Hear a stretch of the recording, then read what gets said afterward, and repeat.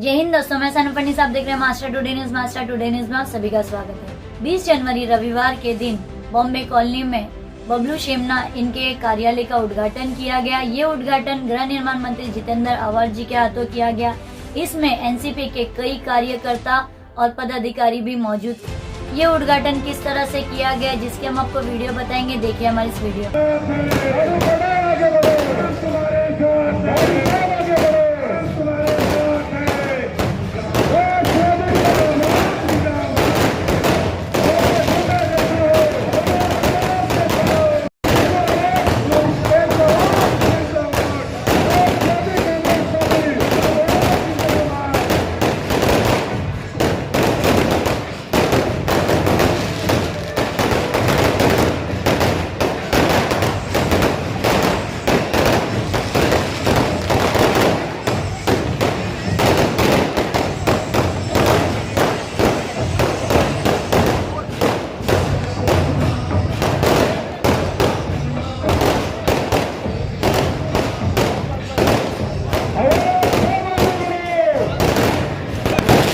इस प्रकार करते करते हमारे प्रेसिडेंट आराम प्राप्त साहब का इस्तेमाल करते हैं। अध्यक्ष जी का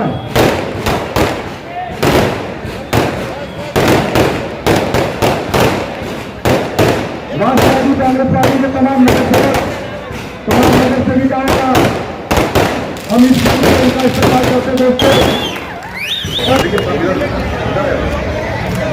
प्रभात क्रमांक 38 वोट अध्यक्ष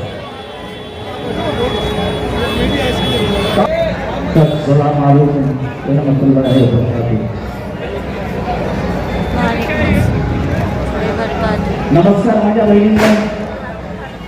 जब आपके यहाँ से एक कॉल आया, मैं बंबई में था, मुझे पहला कॉल शिवा ने किया था कि ऐसी ऐसी नोटिस आई है आपको, वो रेलवे की संतोष नगर में। बराबर है ना? संतोष नगर के लोग कहाँ हैं? तुमको पहली नोटिस आई, और जिस दिन नोटिस आई उसके 3 घंटे में रात को 9, साढ़े 9 बजे में वहां पहुंच गया। बराबर है? और तभी से लेकर कल तक जब मेरे सामने रेलवे के भारत के मिनिस्टर बैठे थे, तभी भी मैंने उनको कहा, उनका नाम वैष्णव है, कि वैष्णव जी, मैं गृह निर्माण मंत्री हूं, मेरी झोपड़पट्टी वासियों के लिए योजनाएं हैं, उस योजनाओं का लाभ इन झोपड़पट्टी वासियों को देना चाहिए, क्योंकि ये सिर्फ संतोष नगर की बात नहीं है। वीटी से लेकर कल्याण के आगे तक, टिटवाला, उल्लासनगर तक ऐसी कई झोपड़पट्टियां हैं जो रेलवे को लगते हैं। मैं बोला, उनको निकालने के लिए आपको गोलियां चलानी पड़ेगी, और वो गोलियां झेलने के लिए पहले हम खड़े रहेंगे। हम आपको एक भी झोपड़ी तोड़ने नहीं देंगे। आपके पास बहुत जमीन है, रेलवे के पास करोड़ों एकड़, करोड़ों रुपए की जमीन है। कुछ जमीन इन झुकी झोपड़ी वालों को दे दो, इनका भला करो, इनको घर दे दो, और बाद में तुमको जो करना है करो। ये कहने के बाद आज तो उन्होंने स्टे दे दिया है कि उसको रुकाएंगे। मैंने उनसे अपॉइंटमेंट मांगी है कि मैं खुद आपके पास हमारी योजनाएं, हमारे अधिकारी लेके आता हूं और आपको योजना समझाता हूं, ताकि हर आदमी को सुरक्षित रखकर जो उसका अधिकार है वो मिलेगा, और वो जल्दी मृत्यु हो जाएगी। मुझे वो 2009 की याद आती है, जब भाई साहब मुझे इस इलाके में लेके घूमे थे। मुझे आज भी इस बिल्डिंग के कोई घर की याद आती है। गफ्फार भाई,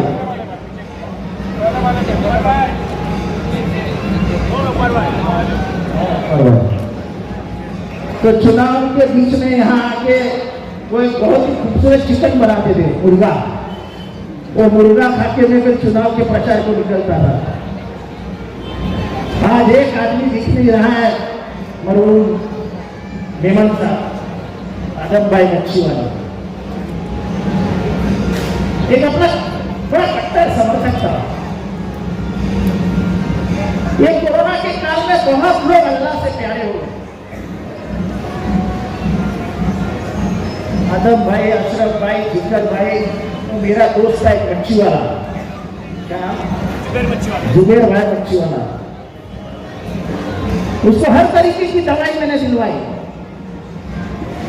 नहीं बहुत बहुत कोशिश की। उसके भाई ने दिन रात बेचारा फोन करता रहा, ये दवाई भेजो, वो दवाई भेजो, हमने सब कोशिश की, लेकिन ऊपर वाले के दिल में क्या है इसको मालूम, हमारी दवाई काम नहीं कर सकी और एक अच्छा दोस्त हम गवा गए।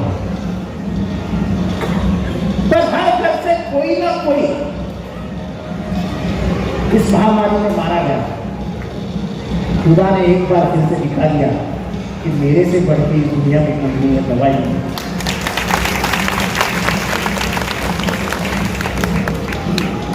ये तो अब जब उसकी ताकत फिर से लोगों के ध्यान में आई है तो अब थोड़ा असर कम होने लगा। नहीं तो इंसान अपने आप को बड़ा सोचने लगा था, हर चीज की दवाई है, हर चीज की दवाई है। भेज दिया ऊपर वाले ने एक ऐसा कीड़ा कि जिसकी दवाई किसी भी इंसान के हाथ में नहीं। मैं जब हॉस्पिटल में गया, मैं जब घर से निकला, हॉस्पिटल जाने तक मैं होश खो बैठा रहा। खुदा कसम कहता हूं कि वो दिन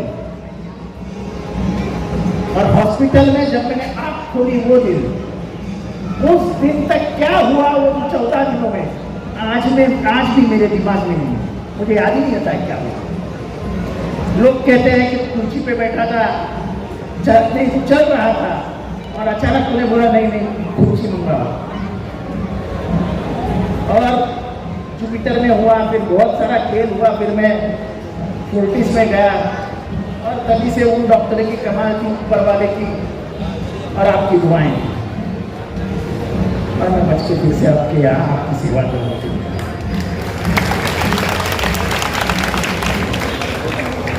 दो तीन मुद्दे पे ही बोलना है।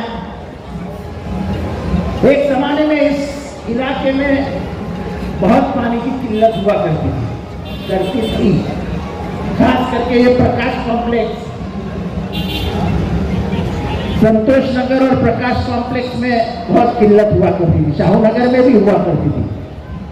लेकिन अभी मुझे लगता है कि पानी की किल्लत जितनी हुआ करती थी उतनी नहीं है। बराबर बोल रहा हूं? बरोबर है? पाणी येतं की नाही? काय येतं? ठीक है, थँक्यू। म्हणजे पाण्याचा एक जो गहन प्रश्न होता, मोठा प्रश्न होता, वो हमने छुड़ा दिया। हमने 2009 में जो पहले रास्ते की थे, पहले किया था दाभोलकर का रास्ता, यही पहले ध्यान ही हमने बॉम्बे कॉलोनी में दिया था। तो दाभोलकर का रास्ता और ये रास्ता बनाया गया था।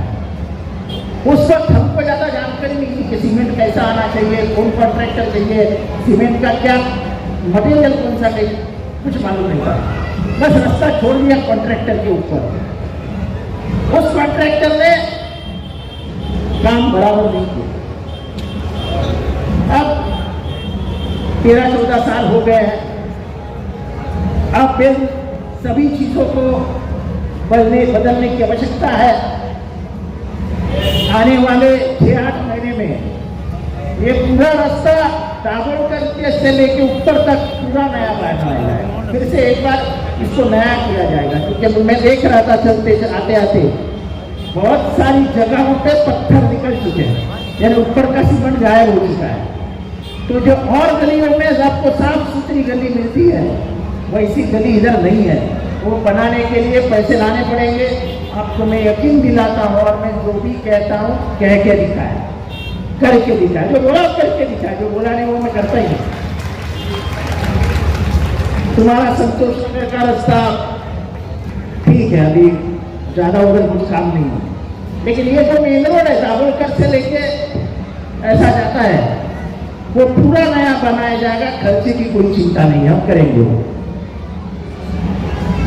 लाइट की किल्लत खत्म हो गई है, 24 घंटे लाइट है घर पे। और मेरे ख्याल से गटर वाटर मीटर, ये जो नगर सेवकों के 3 काम है, वो सारे काम खत्म। पीछे का रास्ता जो स्टेशन पे निकलता है संतोष नगर शाहू नगर से, वो भी गली अच्छी बन गई है। निकलता ना जो पीछे से शाहू नगर से, वो भी कंक्रीट हो गया, बन गया। आपके समझ में अगर कोई रास्ता आता है कि जिसका काम नहीं हुआ है, गली का काम नहीं हुआ है, तो आप अभी ये ऑफिस खुल गई है, यहाँ पे सिर्फ आपका एक खत भेज दीजिए, अपने आप तुम्हारा रास्ता बन जाएगा। आने वाले 3 दिनों में आपका अगर रास्ता नहीं बनाया है, गली नहीं, रास्ता नहीं बोल रहा हूं मैं, आपके घर के सामने की गली अगर नहीं बनी है तो इधर आके लिखवा के दे दो। इंशाल्लाह मेरे हाथ में रहा तो 15 दिन में आपकी गली बना के दे जाओ। और तो कुछ ज्यादा बात नहीं कर सकता हूं, क्योंकि ये मार्केट इलाका है। एक यहाँ तबका ऐसा कहता है कि मार्केट जरा बाजू में करो।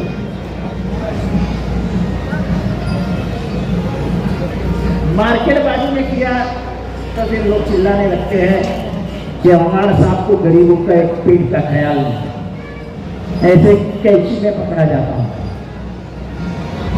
पर मैं मार्केट वाले से इतना ही कहना चाहूंगा कि 1 लाइन 2 लाइन ठीक है यार, तीसरी लाइन चौथी लाइन कैसे चलेगी? और ये मैं नहीं कहता हूं, इस पूरे एरिया की बच्चियां जो कॉलेज को जाती है, उन्होंने मुझे कहा है कि साहब बहुत तकलीफ होती है। और मेरी बहन जब कहती है, मेरी बेटी जब कहती है, वो सही कहती है, वो गलत नहीं बात है। आने वाले दिनों में मैं इन भाजी सब बेचने वालों को इकट्ठा करने वाला हूं। मुझे सब मालूम है इसका हफ्ता कौन लेता है, ये गाड़ी वाले से पैसा कौन लेता है। इधर चलता है, नहीं इधर नहीं, स्टेशन के रोड पे हफ्ता चलता है। ये मच्छी वाले में भी हफ्ता चलता है, हालांकि मच्छी वाले हमको उठा दिया। इधर के मैं किसी का नाम नहीं लेना चाहता हूं, लेकिन वो हफ्ता लेने वाले भी ये सोचे कि उनके कारण यहाँ की औरतों को बहुत तकलीफ होगी। दुकान के आगे एक गाड़ी में समझ सकता हूं, दूसरी गाड़ी समझ सकता हूं, लेकिन तीसरी और चौथी गाड़ी बनी तो गाड़ियां जाएगी कैसे, अंदर आदमी घुसेगा कैसे? पुलिस खड़े हैं, पुलिस ने अगर चाहा तो तीसरी और चौथी गाड़ी नहीं लग सकती। आपका डंडा बहुत ताकत रखता है, और आपको कानूनन हक है कि रास्ते पे लगाई हुई गाड़ी को 1200 रुपया दंड करना। मुझे आज भी याद है, सोंडे नाम का एक साहब हुआ था जिसको पूरा मुंबरा डरता था, अरुण सोंडे। वो शाम को अपनी लेके निकलता था और 20-40 जन को पकड़ के वो 1200 रुपया ठोकी देता था और गाड़ी लेके जाता था। किसी की हिम्मत नहीं होती थी उसके बाद तीसरी लाइन लगाने। आज मैं पुलिस की भी तारीफ करूंगा।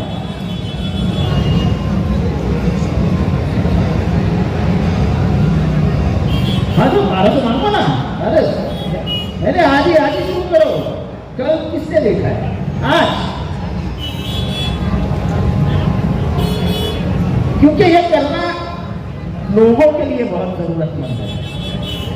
मैंने परसों कहा कि गुलाब मार्केट की जो गाड़ियां पड़ी है उसके कारण पिछले 5 सालों में 12 मौतें हुई, क्योंकि एम्बुलेंस ही यहाँ चलती। हमारा विरोध हॉकर्स को नहीं है, मैं ये नहीं चाहता हूँ कि हॉकर्स को हटाना, उनका भी पेट है, उनके भी बच्चे हैं, उनको भी थोड़ा पैसा मिलना चाहिए। पर पैसे मिलाते मिलाते मिलाते आप रहने वालों को ही तकलीफ देने लोगों का क्या, और खास करके हफ्ता लेके जो गाड़ी लगाते हैं उनको गाड़ी लगाने का भी हक नहीं है। अभी मैं पुलिस को कहने वाला हूं कि आप आइडेंटिटी कार्ड दीजिए, हम लोग नहीं, पुलिस आइडेंटिटी कार्ड के होकर पहचान के कि उसका गली नंबर क्या है, उसका आधार नंबर क्या है, हम आपको कार्ड बना के दे देंगे। और उसी आदमी को गाड़ी लगाने देना जो पुलिस ने मंजूर की है। जो पुलिस अगर मंजूर करती है तो उसको गाड़ी लगाने का अधिकार मिलता है। तो वैसे इस शहर में शांति है, अमन है, चाहे वो शाही नगर हो, संतोष नगर हो, प्रकाश कॉम्प्लेक्स हो, पीछे का इलाका हो, बॉम्बे कॉलोनी हो, कहीं पे कभी मैंने विवाद पिछले 15 सालों में नहीं देखा। यहाँ पे हिंदू मुसलमान एक रह के वे भूखे रहते हैं, ये बहुत अच्छी बात है। ही आपली संस्कृती आहे की माणूस म्हणून माणसाला त्रास होईल, त्यालाही जगण्याचा अधिकार आहे, आपल्यालाही जगण्याचा अधिकार आहे। त्याचा जगण्याचा अधिकार काढून घेण्याचा अधिकार आपल्याला नाही आणि आपला जगण्याचा अधिकार काढून घेण्याचा अधिकार त्याला नाही। जियो और जीने भी। आज इस ऑफिस की ओपनिंग के लिए मैं आया था, ऑफिस ब्लॉक प्रेसिडेंट बबलू शेरना की ऑफिस है। मैं बबलू शेरना को ब्लॉक प्रेसिडेंट करके जाता नहीं बात करूं, लेकिन तकलीफ के समय जब उसने कब्रिस्तान का काम करके दिया है उसको बहुत दुआएं। जब इस शहर के चंद लोग कब्रिस्तान के खिलाफ बात कर रहे थे, सियासत कर रहे थे जो हमको नहीं करनी थी, जब कब्रिस्तान का काम थे जोर से करना था, तब बबलू शेरना ने हमारा हाथ पकड़ा और हमने कब्रिस्तान पूरा करके दिया। यह एहसान बबलू शेरना का हम पे है, मैं कभी नहीं भूलूंगा। अभी ये तो मुमरा के लिए है, अभी एस्केलेटर का काम शुरू हो गया। तो कल मैंने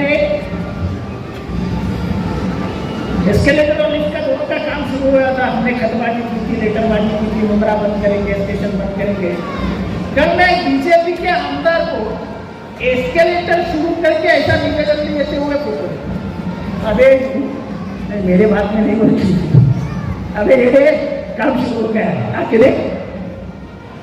वो रेलवे मिनिस्टर को जाके पर्ची दे रहा है कि हमको एस्केलेटर दो और हमको लिफ्ट दो। अरे पागल, सब आके पड़ा है, सामान आके पड़ा है और काम भी शुरू है, जाके जाके देखिए।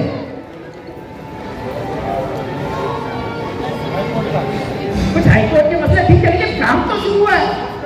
अरे मूर्ख आदमी, काम यानी काम नहीं हुआ, काम आया ही नहीं है, ऐसा पर्चा देखता है जाके, साहब ये काम कर दो ना। अरे आके देख, काम शुरू हो गया, लिफ्ट का भी काम शुरू हो गया, एस्केलेटर का भी काम शुरू हो गया, सामान आके पड़ा है।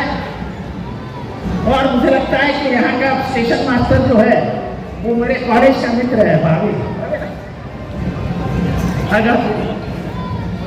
अगर हमारी दोस्ती फिर से 2-3 बार में उसको मिल लिया तो काम तो होगा ही, लेकिन बस की जो तकलीफ है, जो बस कौसा के लिए निकलती है, जिसको जगह नहीं है, वो जगह इंशाल्लाह आपको मिल जाएगी।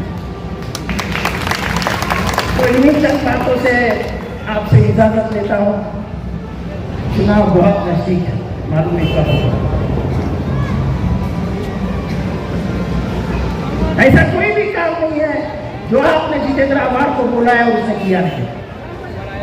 ऐसा कोई भी काम नहीं है छोटे से कार्यकर्ता को आपने बोला और वो हुआ नहीं। मैं और किसी चीज के लिए वोट नहीं मांगता। मुझे कौम के ऊपर, मेरे जात के ऊपर, मेरे नाम के ऊपर, मेरे चेहरे के ऊपर वोट मत दीजिए। लेकिन 12 साल के पहले मैंने काम बोला था, सोच मुमरा बदलेगा। और मेरी कॉलर पकड़ के मैं आज बोल सकता हूँ कि मुमरा बदल गया और अब भी बदलता है। आज भी पढ़ी लिखी बच्चियां कहती है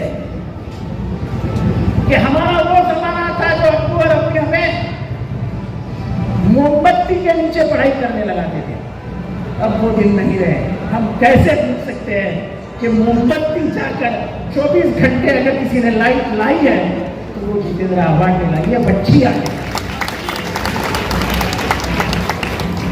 और पढ़ाई तालीम जिसके ऊपर सबसे बड़ा ध्यान है कि जब एक बच्ची पढ़ती है समझ जाना कि पूरा घर, और पढ़ने में लिखने में बच्चियों को मत रोकिए। हो सके उनको उतना पढ़ाइए, उसमें जितनी ताकत है उससे पढ़ाते रहिए। ऊपर वाला भी दुआ देगा और आने वाली नस्ल भी आपको दुआ देगी। बच्ची अपना भविष्य है। इन्हीं चंद बातों के साथ इजाजत देता हूँ। खूब बोलो, धमालाय झालाय, हामुई खूप आलाय, जातो। नमस्कार, खुदा हाफिज, नमस्कार।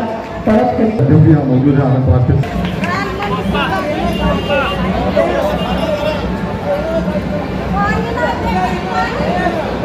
आनंद भारती साहब को आगे ले लीजिए। भाई साहब हैं, कानू भाई हैं और नगर सेवक लोग आ जाते हैं। मोरेश केनी जी, रूपाली ताई, सातपुटे ताई, भाई साहब मैं ठीक हूँ।